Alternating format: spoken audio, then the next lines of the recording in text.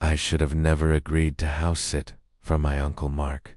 It was supposed to be a peaceful week, tucked away in his remote cabin in northern Vermont. No phone signal, no internet, just miles of forest blanketed in snow. He needed someone to watch over the place while he traveled to Florida for surgery recovery. I was broke, bored, and too stupid to say no.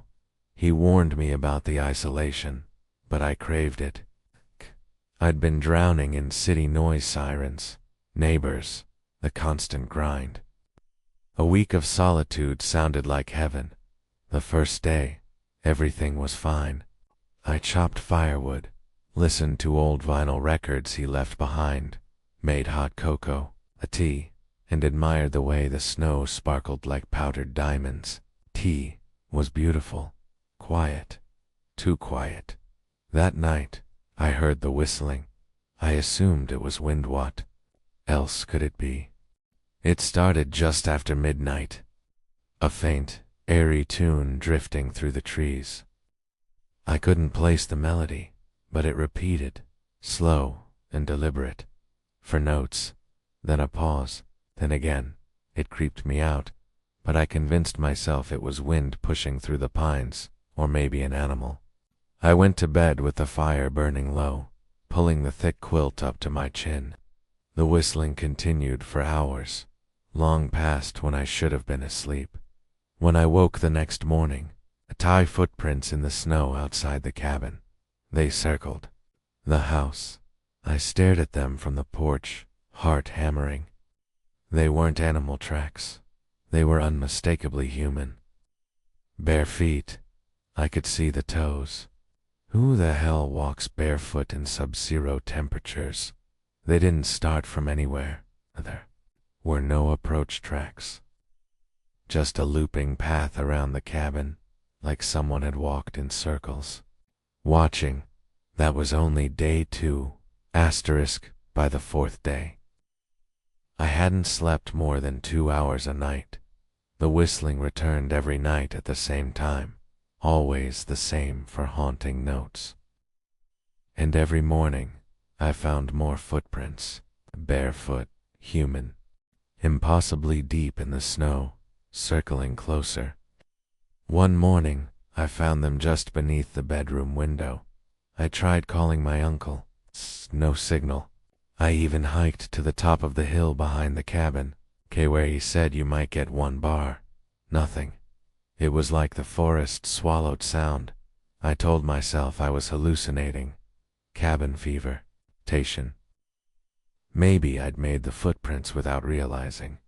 But the cold said otherwise. I wore boots. Heavy boots. Then came the knocking. At exactly 3:07 a.m., 3 slow knocks echoed through the walls. Not at the front door, not even at a window. It's from under the floorboards. I froze in bed, too scared to breathe.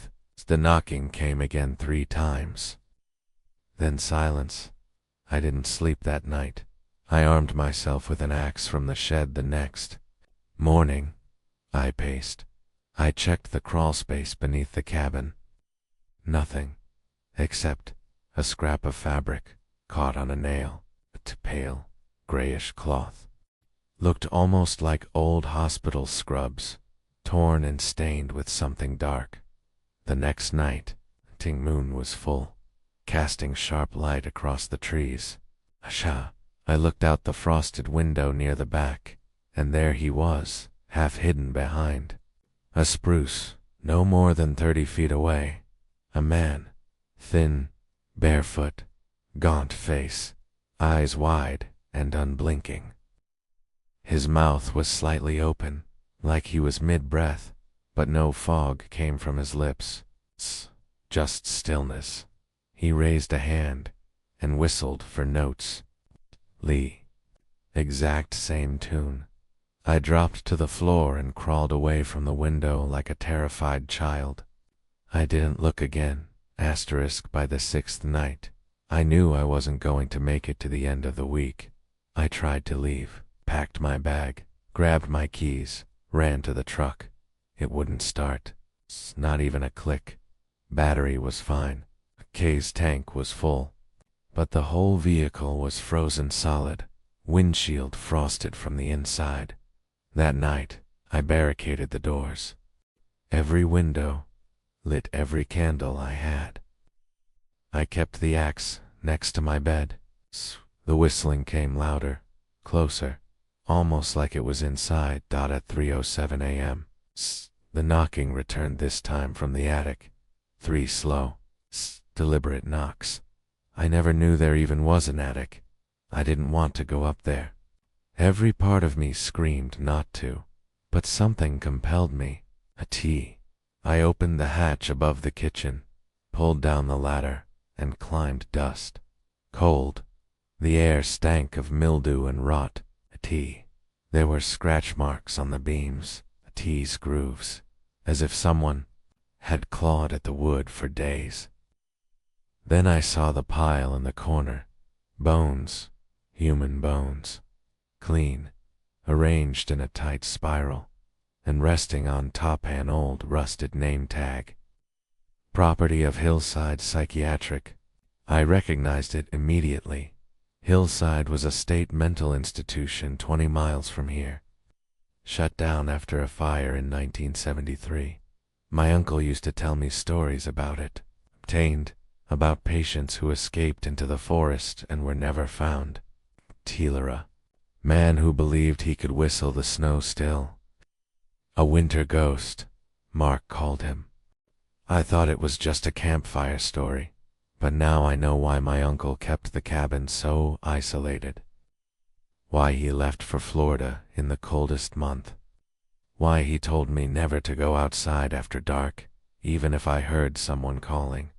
I haven't heard the whistling for 2 nights now, because last night I whistled back, and now I can't stop. My feet are numb. My skin has gone pale, asleep beneath the trees. I watch the windows. I knock at 3:07 a.m., waiting for someone to hear me. I never wanted to go. It was my wife Lena's idea, weekend couples retreat in the dead of winter, in some off-grid cabin outside a ghost town called Pine Hollow. She'd read about it on a wellness blog. Disconnect to reconnect, it said. No internet, no phones, just trust exercises and snowy hikes. Tate. But I agreed because we hadn't been doing well. After our second miscarriage, something between us cracked and never healed. This was her last effort to fix us. Toady told my boss I was sick, and we drove 5 hours north into white nothingness. The place was beautiful at first, towering pines, hills blanketed in fresh snow. The cabin itself was rustic, built in the 50s but refurbished. 6 other couples were already there. The hosts, Emma and Paul, were warm and overly chipper, like cult leaders without the robes. That first night, first after wine and awkward games by the fire, they gave us a grounding walk through the woods. We followed lanterns strung along the trail, crunching snow beneath our boots, hands held tightly. Then we came to a small frozen creek. Emma raised a hand. Stop. Quiet. We stood in silence, our breath fogging the air. Then she whispered, smiling, "If you listen closely, the ice speaks. The creek holds memories." We all stared at the glassy surface. Snow drifted gently around us. Then the ice cracked, loud, violent. Not a soft groan, but a snap, as if something beneath had slammed it from below. We jumped. Someone laughed nervously, but I saw Lena flinch hard. Clutching my arm later that night, she told me she saw something. A face under the ice, eyes wide, mouth open, as if screaming. Asterisk the next morning, a couple was gone. Paul told us not to worry, Andrew. And Kim just left early. Too cold for them, but their car was still parked out back. Their room untouched. Ben unslept. We all exchanged glances. but said nothing. Lena was different. Withdrawn. She wouldn't eat. Her hands trembled, and she kept staring out the frosted window toward the woods. "I think it's in the ice," she said to me that night. "Something's trapped down there, but it's not dead." I told her she was just shaken, but truth is, I hadn't slept either. The wind had a strange whistle to it. Not like regular howling, more like a voice, low, muffled, like someone underwater trying to speak. That night, I woke up to the sound of crunching snow outside. I looked out and saw Lena, barefoot, walking toward the creek. I ran after her, slipping my boots on mid-chase. The cold slammed into me like a wall, but I didn't stop. She walked slowly, like in a trance, nightgown flapping in the wind. I found her kneeling on the frozen creek, both palms pressed flat against the surface. "Lena." I shouted. She didn't move. The ice beneath her began to glow, faintly a bluish light pulsing from within. Then I heard it too, a voice, not hers, something old, wet, and furious. She whispered, "It wants out." I yanked her back, just before the ice shattered beneath, where she knelt, but nothing came out. Not then. We tried to leave the next morning. Our car wouldn't start, neither would the others. The retreat hosts were gone, just gone. Their room, abandoned, no tracks outside. It's just that same bitter, screaming wind. We and the remaining couples huddled in the common room. Someone tried to hike to town, but never came back. That night, we locked the doors and shoved furniture in front of the windows. It didn't help. At 2:11 a.m., the ice screamed, not cracked, not groaned, screamed, like metal tearing mixed with a woman being skinned alive. Everyone woke up. We rushed to the window. The creek glowed again, like a deep-sea vent, casting a blue light through the trees. Then it rose, something black, long-limbed, dripping and frost-crawled from the shattered surface. It moved with jerks, like a film missing frames. Its face looked human, but stretched too wide, mouth frozen open, jagged ice in its gums. It didn't walk, it glided. It got Andrew first, dragged him screaming into the trees. Blood marked the snow in bright red stripes. We all ran. I don't remember how, but Lena and I made it to the cellar under the cabin and slammed the trapdoor shut. We heard it above us. It didn't speak words, not really. Just sounds that mimicked our voices, sometimes perfectly. "Lena, Ian, help me." It banged once, twice, then silence. We stayed hidden until dawn. The blue light faded. The wind stopped. When we emerged, no one else was alive. Only the two of us, and the creek, once more still. Ice perfectly formed again. We walked 6 miles through the snow until we flagged down a snowplow on the highway. They found no bodies, no evidence of a retreat center ever being there, just a cabin that had burned down decades ago. We left Vermont, moved south. No more winters, no more cold.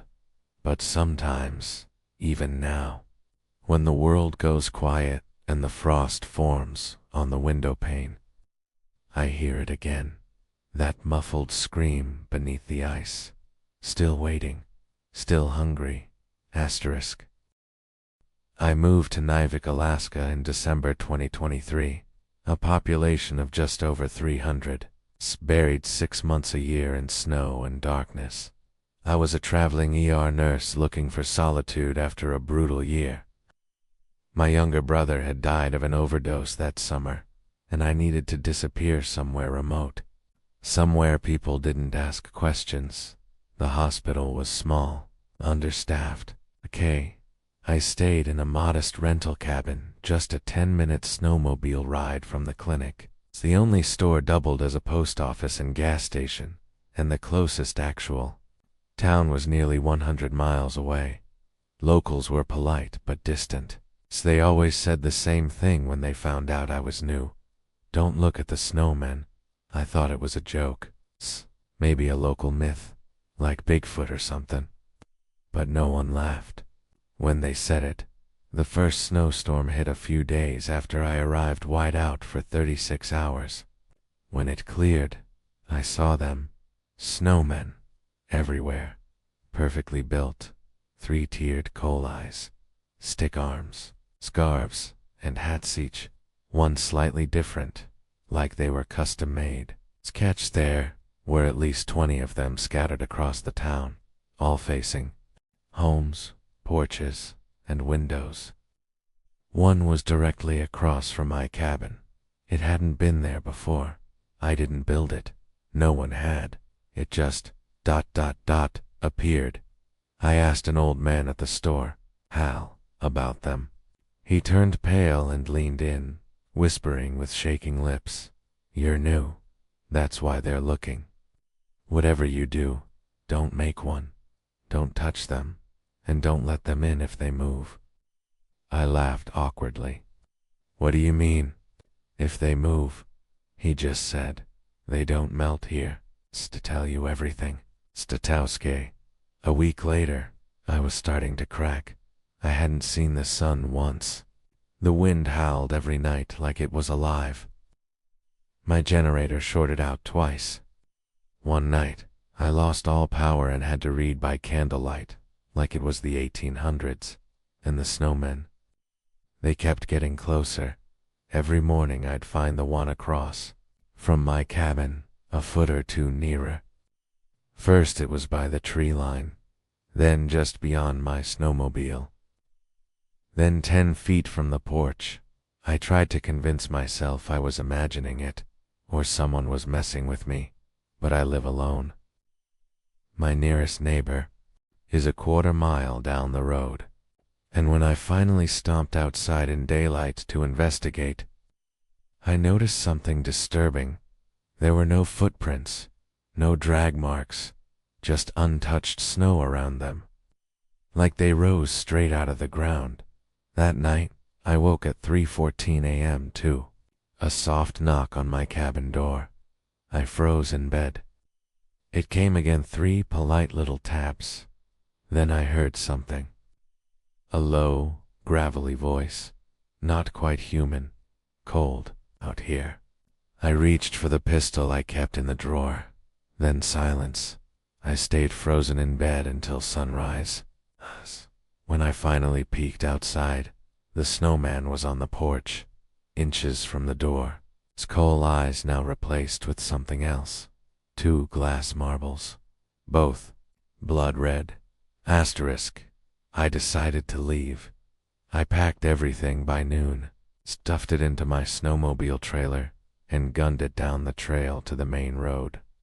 I didn't even stop at the clinic to explain. I just ran. But the road out of Nivik was gone. I don't mean snowed over. I mean gone. As if it had never been carved into the land. Its only untouched forest stretched ahead. I turned back, panicked. Snow began to fall, heavy, thick, and unnatural. It didn't drift like normal snow.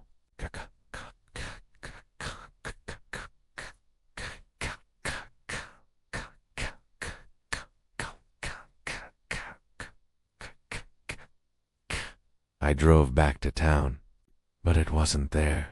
I swear to you, I reached the spot where the clinic store and homes should have been, and all I found was flat, white tundra, like the town had been buried by a glacier overnight.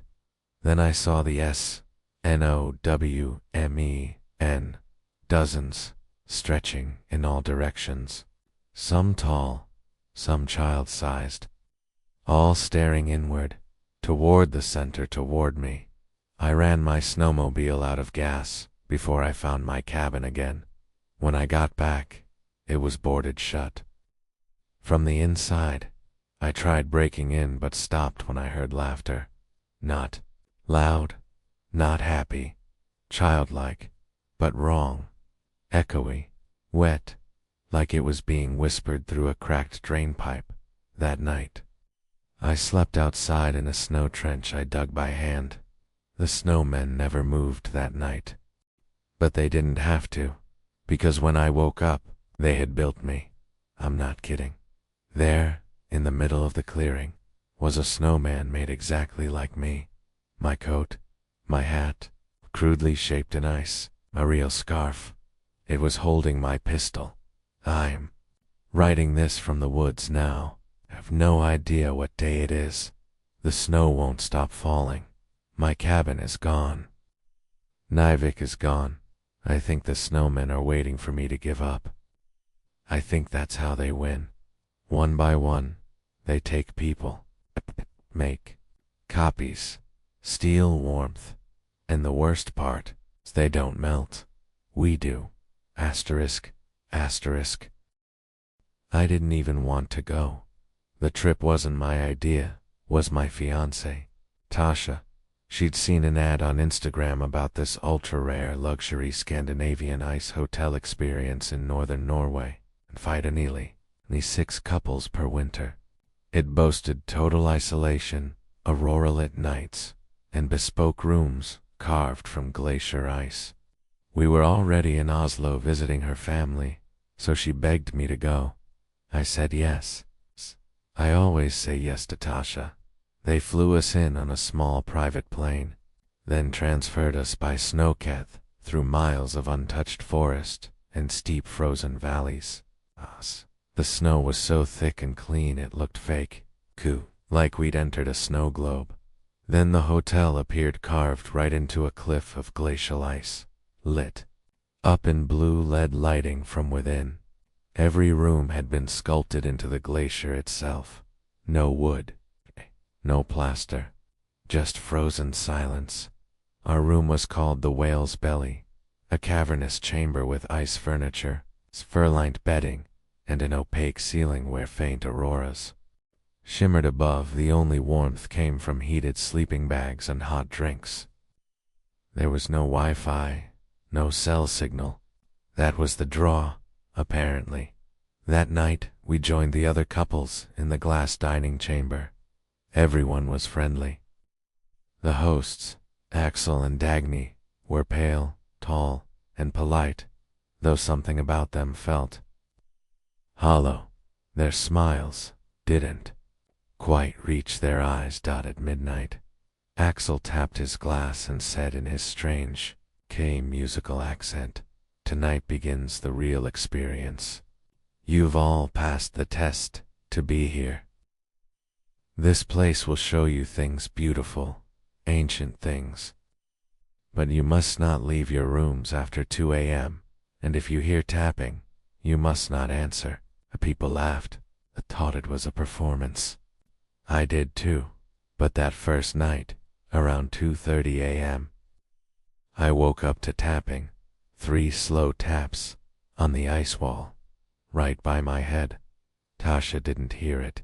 She was snoring softly beside me. I held my breath. Then the tapping came again, faster, closer, and a whisper, a man's voice, muffled, like it was coming from within the ice, greater than "Let me in. Let me out. Let me in." Asterisk, I didn't sleep after that. In the morning, I tried to act normal. Nobody mentioned anything strange over breakfast, but the couple in room 5 wasn't there. The staff said they checked out early, which made no sense. You couldn't leave without being escorted miles out by snowcat. I asked Dagny about the tapping. Her smile faded. "Greater than this place is older than the hotel," she said. "Sometimes the glacier remembers voices. Sometimes it answers." Later that day, I explored the hallway that connected all the rooms. The hotel was shaped like a crescent, rooms spiraling outward like veins in the ice. But there was one hallway. We were told not to enter, marked with a chain and a red ribbon. Naturally, I went there. It led downward, deeper into the ice. I only made it about 20 feet before I heard it again, whispers in the frozen walls. Not one voice. Many. Dozens. Open. Open. Open. I turned and sprinted back. That night, the tapping came again. This time louder. Tasha woke up. She heard it too. It was on the door now. I turned on my flashlight. There were no footsteps in the snow outside the frosted glass, but the tapping kept going, like it was coming from the wall beside the door, from inside the ice itself. Then the whisper returned, clearer this time, a woman's voice, greater than room 5. "We're still here." Asterisk on the third night, everything fell apart. Another couple went missing, no announcement, just gone. I tried questioning the staff, but they gave me polite non-answers. The other guests were restless. Something was wrong with the air. The glacier itself seemed to hum, like it was awake. Tasha wanted to leave. I agreed. We packed at 5 p.m., just before sunset, and went to the lobby to demand an escort out. But Axel and Dagny were waiting. Dagny smiled again, but her face looked different now. Like the skin didn't quite fit. Axel said, "Greater than you may leave. Of course, the glacier won't allow it." We turned to go anyway on. That's when we saw it. One of the missing couples frozen inside the wall. Past the lobby, behind the frosted ice slab. Their bodies were visible, eyes open, screaming, hands pressed against the inner ice, as if they had been pulled into the glacier. They weren't dead. Their eyes moved. Tasha screamed. I dragged her down the corridor, retracing our steps to the outer rooms. But the hotel had changed. Hallways didn't lead where they used to. Doors had vanished. The ice around us pulsed with shifting color, like veins in a living thing. The glacier was alive. Or something inside it was. We made it back to the whale's belly, barricaded the door with an ice bench. Then the lights went out, total blackness, and the tapping began again, louder than ever. Then it answered itself from inside the room. We spun around. Shining our flashlight, there was a crack in the wall. Long, jagged. A mouth dot, and from it, a hand. Pale, freezing. Long fingers curled out of the opening, reaching. We screamed. Tried to run, but the ice itself buckled. Cracks formed in every direction.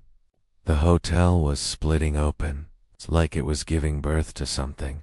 Then came the voices, screaming, begging, hundreds, from every wall, every surface, frozen people, trapped souls, and above all of it, a sound like breathing, slow, deep, glacial.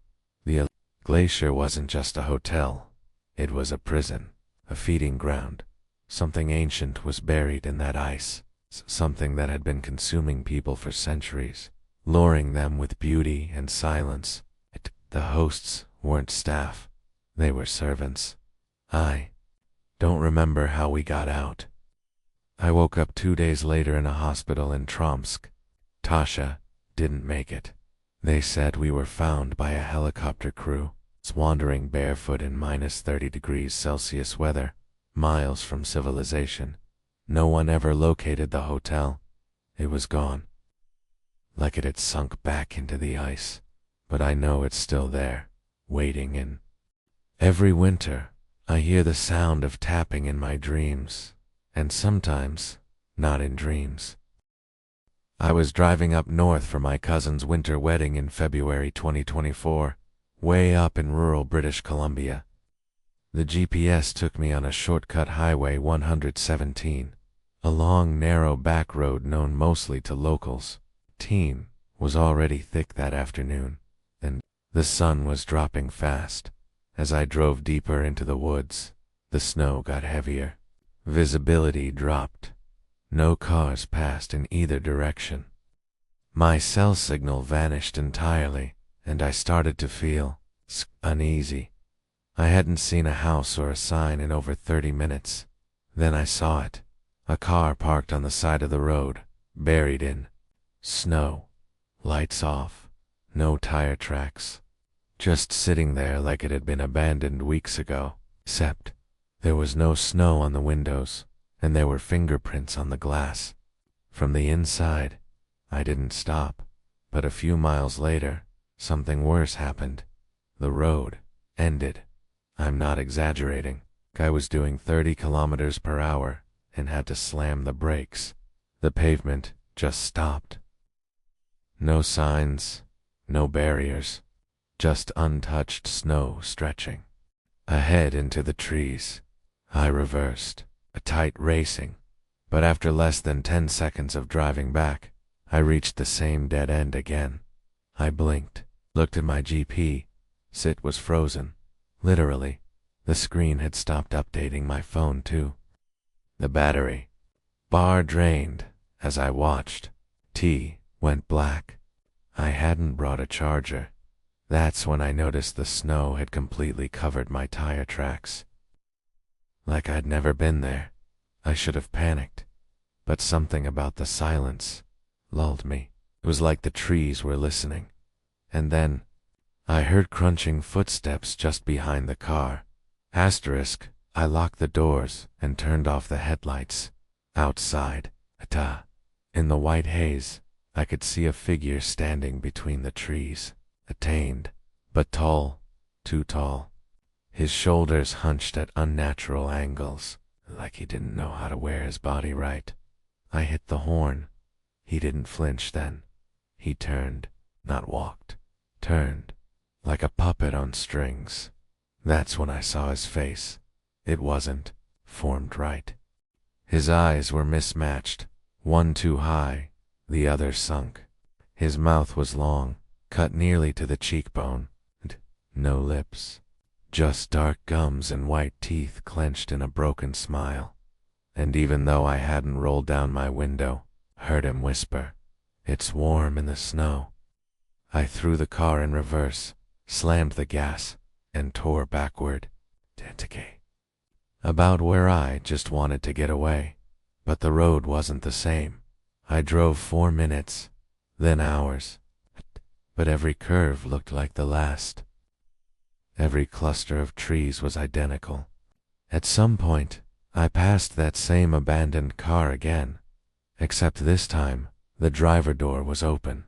There were bare footprints in the snow. Leading into the woods, my car started to sputter. Fuel was almost out. I should have had over half a tank left. The sun had disappeared behind thick clouds. It was getting dark again. My windows were frosting up from the inside. Then came a knock. Not at the door, but at the rear windshield. I turned. There were fingerprints on the glass, and something crawling underneath the car. I don't remember getting out of the car, but I found myself walking. The wind had died down completely. The snow fell straight. Now, heavy, like wet ash. I walked for what felt like hours, though. Time had stopped meaning anything. It was quiet, completely still. Then I saw lights through the trees. A house, or something like it. A cabin, maybe. Wood and stone, almost buried in snow. A soft yellow glow flickered inside. I ran to it. Didn't even knock, just opened the door. There was a fire burning, fresh food on a wooden table. No people, but it felt warm, real. I sat by the fire, tried to understand what was happening. Then, Law looked above the mantel. There were pictures, faded, old, and in the center of each one was a person standing in snow, wearing clothes from different eras, 1940s, 1970s, even what looked like the early 2000s. But their faces were all the same. That twisted smile, the same eyes, the same wrongness. I turned to run, but the door was gone. In its place was a mirror not reflecting me, but showing the road, my car, parked, me, still inside, frozen solid, my eyes wide, my mouth open, in a scream. I backed away from the mirror, heart racing until I felt a hand on my shoulder. Cold, wet, and very, very real. A voice spoke behind me, the same one I heard on the road. Greater than your home now. The snow doesn't take you, it keeps you. I live here now. The fire still burns, even though I haven't fed it in days. The food stays hot, but I haven't eaten. I don't feel hunger, or thirst, or time. I see others through the window sometimes. Lost drivers, walking through the white. I try to warn them, but all I can do is whisper behind the glass. Tap, and smile. Asterisk, asterisk.